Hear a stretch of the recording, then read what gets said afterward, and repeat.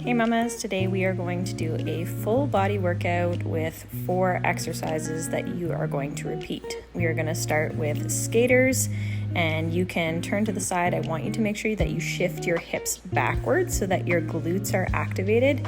Turn on that deep core, and then you're just going to put your foot out to the side with your band around your legs, and you're going to do this 10 times in each direction. So out to 9 o'clock, out to 7 o'clock, and then to 6 o'clock. And you're going to go 10 times each way, and then you're going to go ahead and repeat that on the opposite leg. You will feel the burn in your bum muscles on your stance leg, so the one that is not moving, but then you're also going to feel it a little bit on the other side as well. So you're going to go ahead and repeat that on the opposite side.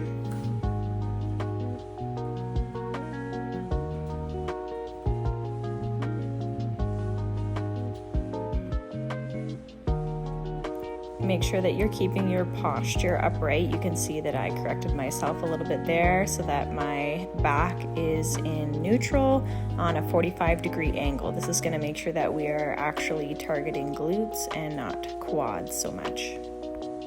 A lot of you mamas wanted to see me do kind of like the full workout, so you're going to see my little breaks and my huffs and puffs in between as well. I did not feel like exercising today, but here we are. We're getting it done anyways. Next, we're moving into high plank walk. So before you get started, making sure that that core is engaged by pulling that belly button to spine. And you want to make sure here to keep your back as flat as possible and not to have a ton of movement within your hips. So going nice and slow here is important. And you're just going to walk back and forth on your mat 2 to 3 times each way. And you're going to do this for 10 reps. When I'm exercising, I usually only do it for about 20 minutes or so, and I want to make sure that I can get the most out of the workout in the least amount of time. So that is why I combine kind of a few body parts together to make sure that we get the most out of the exercise. Next, we are going to move on to bent over rows, and you can either use a band for this, or if you have dumbbells, that is great too. You want to be in that, again, that deadlift position where your hips are hinged and your back is at about a 45-degree angle, making sure you're keeping a nice and neutral spine with core engaged while you drive your elbow up to the ceiling with the resistance of the band. And like I said, I'm going to grab a weight here just to show you what it looks like using a dumbbell, making sure that you have really good posture in your back, because this is going to make sure that you use your glutes at the same time as you're working your upper back and shoulder muscles. The reason we do unilateral movements or just on one side is because as busy moms, we're often picking things up in one hand while we've got a toddler or a baby on our hip, and we're never doing something always in the perfect posture. That's why it's always good to train in a unilateral movement pattern. Also gives your core a challenge as well. Last exercise in our circuit is a squat and shoulder raise combined together. So you're going to squat and do a shoulder raise 10 repetitions in a row.